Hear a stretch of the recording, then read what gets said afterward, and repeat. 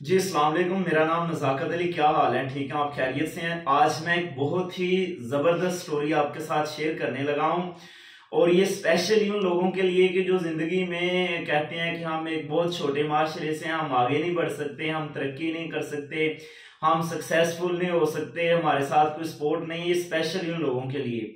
एक ज़माना गुजरा है, यूरोप की बात है ये, कि उस टाइम चर्च के बाहर ना टल बजाने वाला एक बंदा होता था। और जैसे जैसे दौर चेंज होता गया, लोग तरक्की करते गए, आगे आगे जाते गए, तो वहां पे कानून बन गया कि ये जो टल बजाने वाला बंदा है ना, चर्च में जो होता है, चर्च के साथ है, तो इसका भी जो है ना तालीम याफ्ता होना जरूरी है।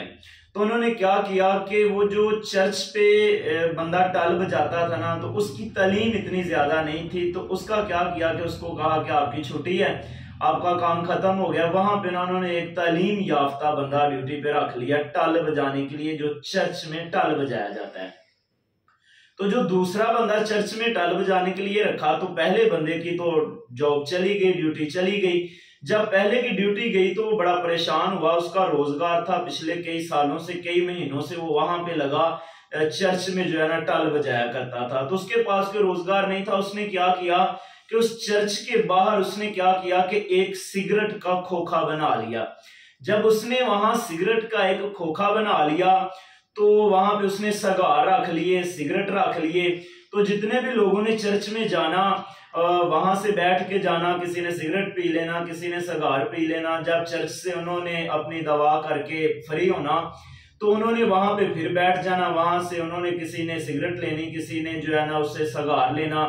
ऐसे ऐसे उसका जो वो खोखा था ना सिगरेट का, सगार का, वो चलना शुरू हो गया। उसका एक नाम बन गया, एक ब्रांड बन गया। लोगों ने वहां पे बैठना उठना शुरू कर दिया। बंदा थोड़ा बड़े दिमाग का था।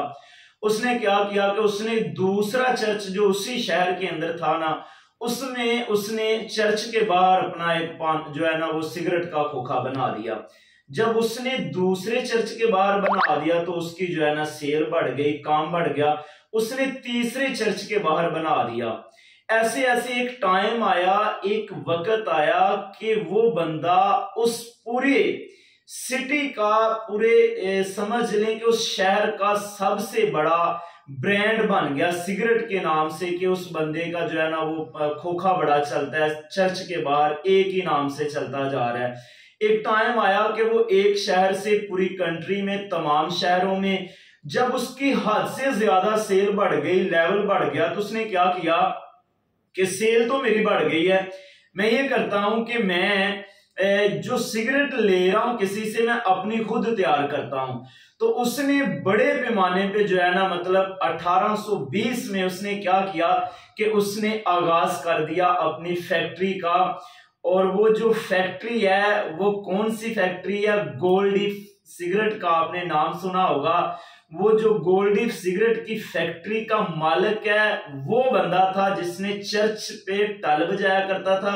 वहां से काम छोड़ा और उसने वहां से सिगरेट का खोखा बनाया। वहां से चलता चलता चलता एक दुनिया का जाना माना नंबर 1 ब्रांड बन गया। तो ये स्पेशली मैसेज उन लोगों के लिए है कि जो लोग अपनी जिंदगी में डरे हुए हैं, हम तरक्की नहीं कर सकते, हम आगे नहीं जा सकते, हम कामयाब नहीं हो सकते, बस ये एक खौफ है, एक डर है।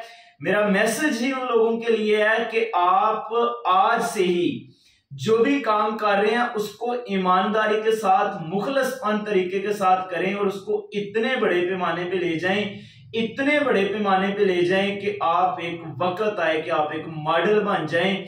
और कभी घबराएं ना, वक्त कभी भी बदल सकता है जब आप नीयत साफ करके उसके साथ खड़े रहते हैं।